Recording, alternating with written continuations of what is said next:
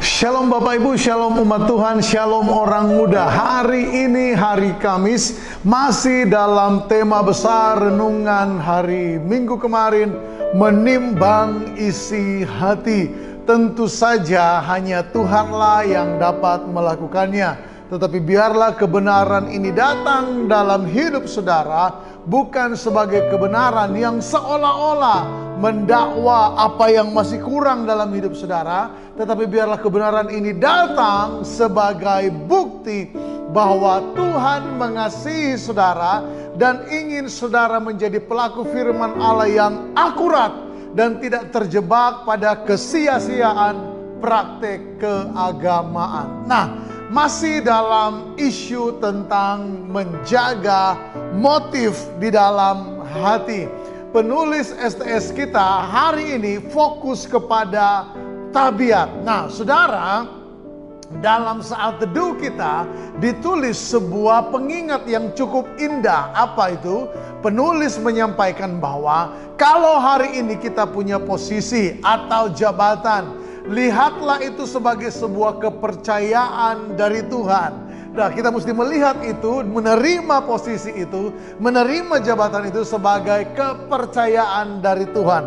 Tuhan pakai pemimpin kita, baik di gereja, di perusahaan, di lingkungan, untuk supaya memberikan kepercayaan kepada kita. Sumbernya adalah Tuhan. Tapi yang kedua, penulis STS juga mengingatkan kita, jabatan atau posisi yang kita terima bukan hanya kepercayaan, tetapi juga dipakai juga sebagai bahan atau alat untuk mengukur isi hati. Ada ungkapan yang bilang begini, kalau mau tahu isi hati seseorang, beri dia jabatan, beri dia kekayaan, maka akan ketahuan orang seperti apakah dia. Nah, lebih jauh penulis STS memberitahu kepada kita, khusus untuk hari ini, lanjutan dari renungan kemarin, Yohanes 12 ayat yang ke-6. Kita sudah tahu apa perkataan Yudas Iskariot. Yudas mengkritisi pemborosan yang dilakukan oleh Maria, yang tega-teganya menurut Yudas menghamburkan minyak narwastu yang mahal hanya untuk Yesus. Bukankah itu dapat dipakai untuk memberkati orang miskin? Lalu kemudian ayat yang ke-6 memberitahu siapa Yudas sebenarnya. Sungguhkah ide rohani itu dimotivasi oleh isi hati yang juga rohani? Rupanya ayat yang ke-6 bilang begini, hal itu dikatakannya, hal yang mana? Memperhatikan orang miskin. Hal itu dikatakannya bukan karena ia memperhatikan nasib orang miskin.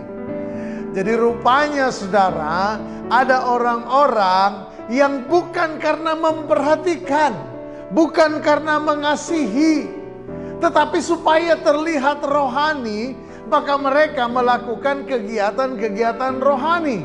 Tidak ada yang salah dengan kegiatan rohani, bahkan kita harus punya kegiatan rohani sebagai buah kehidupan kita, murid Kristus, katakan amin. Tetapi setiap kegiatan rohani akan bernilai indah menyenangkan hati Tuhan bila itu lahir dari motif hati yang benar.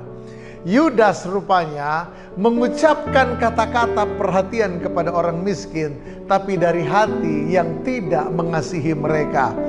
Kenapa? Rupanya dia hanya sedang menciptakan suatu situasi manakala orang-orang dengar idenya, minyak narwastu itu dijual, lalu masuk ke dalam kas pelayanan Yesus yang oleh Yesus dipercayakan kepada Yudas Iskariot untuk dipegang. Dengan begitu, Yudas punya uang di kas untuk dicuri. Saya bersyukur bahwa saudara dan saya ada dalam sebuah komunitas di mana bahwa gereja kita sangat transparan pengelolaan keuangannya, sehingga para pengelola bertanggung jawab kejujuran dan integritas hidup mereka mengelola keuangan ini. Tetapi biar bagaimanapun, saudara dan saya dan siapapun harus tetap menjaga hati kita dari motivasi yang palsu menjadi motivasi yang murni. Layani Tuhan dengan perbuatan.